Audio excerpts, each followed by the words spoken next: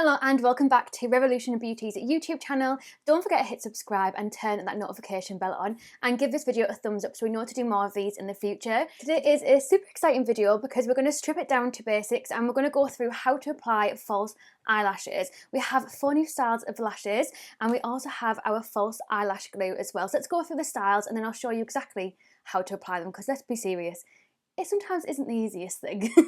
So these are our new styles of lashes. We have 4 in total to add to our collection. So first up we have the Glam Lash. These are 100% synthetic fibres and these ones are a contrast between short and lengthening lashes to create that really extreme wispy effect. All of the lashes are using 5D technology with them as well and have this cashmere feel to them. So as you can see from the Glam Lash, they are super fluffy and they taper out towards the edge to give that kind of elongated effect with your eyes. So next up we have the Hybrid Lash. These are again 100% synthetic fibres and it has the perfect mix between a classic and voluminous wispy lash to give that length but also to have a little bit of added impact to it as well. And then as you could see with these ones start kind of larger in the middle and then kind of taper off towards the edge, so it'll give you that kind of round eye look and really make your eyes a lot bigger and pop a lot more as well. So that is the Hybrid Lash. Next up we have the Foxy Lash. These ones are long and beautiful and they're really nice because they have that kind of voluminous wispy lash, but also because it increases the length on the outer corner, it gives you that gorgeous feline elongated cat eye look as well. These ones are really nice, but they're nice because they are full, but because they are long as well, it'll give you that kind of fluttery lash. So that is the Foxy Lash, and again 100% synthetic fibres and using that 5D technology. And as you can see with these lashes, the clusters are set, so there's like a cluster and then like a little tiny gap, a cluster, and these are really good if you've spent so much time on your eye makeup and you really want it to show but you don't want the lash to kind of cover it up too much. These ones are really nice for that.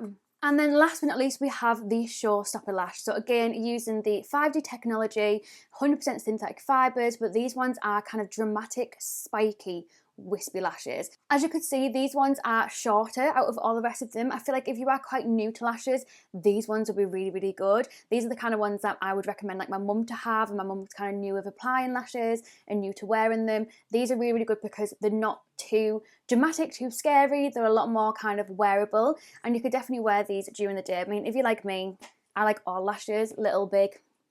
I'm here for it all. Let's go to the bit where I'm going to show you exactly how to put these bad boys on.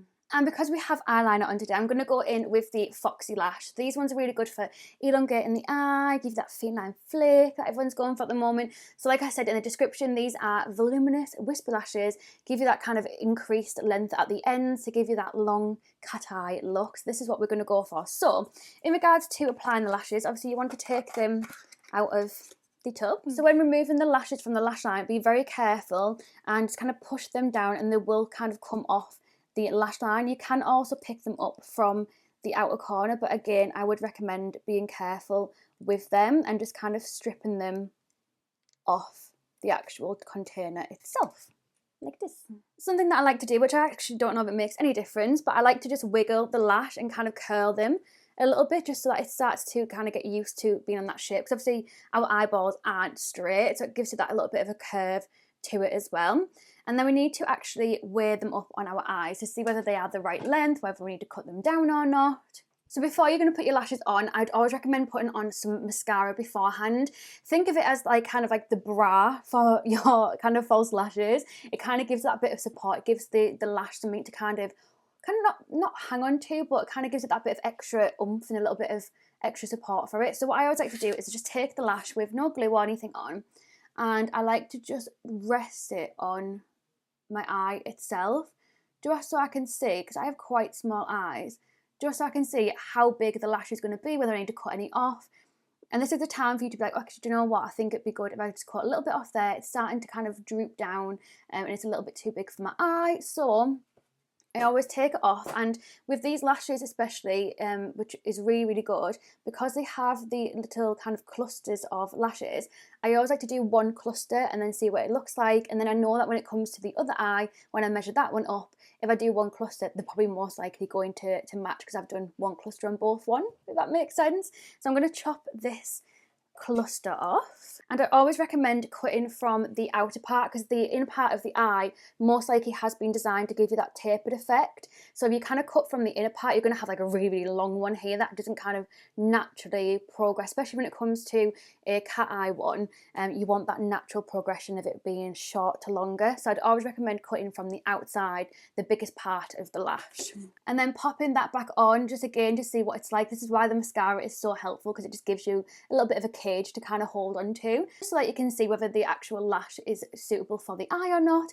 And then I always like to recommend cutting just a little bit off the inner part, because you always naturally get a little bit where it's kind of left with no lashes, just so that it's easier for the lash to kind of stay there and for it to stick to the container.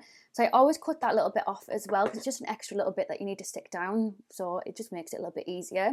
So the next tip is putting on the glue. So I've got the Revolution Lash Glue, and my biggest tip is waiting for the glue to get super, super, super tacky. Like if it looks like it's basically dried, that's when it's time to apply it. So I always go in with the glue itself, and then I put this along the lash line and just run it just along the lash line. I always try and do a little bit more on the ends, because then naturally the kind of parts that flick up, we're trying to stick our lashes down, the bits that kind of dip our head in as well. So I'm just going to add that to the lash, and then I always wait for it to dry, whether that's shaking it, whether that's doing something else. I wait for it to become really, really tacky, and then when it comes to putting it onto the eye, it's not going to slip and slide all over, it's going to stick to where you're putting it. Another way of doing it is using an eyebrow brush and taking some of the lash glue and putting some of this just along the lid, which is where you would normally kind of stick the lash, and waiting for that to get tacky. However, I wear contact lenses, so I don't like to risk anything like that. So yeah, I just always go in with it on the lash, and then I just shake it so it dries up a little bit. And then when it comes to actually applying the lash, I always like to take a mirror and I like to look downwards so that my eye is fully open, and it gives me a chance to really see where I'm applying the lash. And I like to kind of drop it into place to begin with. And then we can see exactly where it is, whether we need to move it a little bit. Sometimes you might want to use some tweezers for that, whatever works easiest for you. So once the lash is applied and it's where you want it to be, I always like to take my fingers and just kind of, not squish it, but kind of push it towards my lashes, and then it kind of merges the two together. You can put a little bit of mascara on afterwards if you want to.